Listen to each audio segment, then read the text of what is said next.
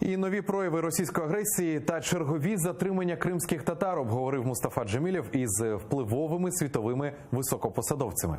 На чолі української делегації напередодні він відвідав Катар. Там разом із колегами уповноважений президента України у справах кримсько-татарського народу взяв участь в роботі 18-го Дохійського форуму.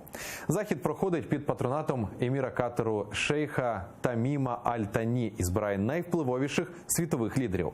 Цьогорічний Дохійський форум охоплює теми безпеки, миру та економічного розвитку.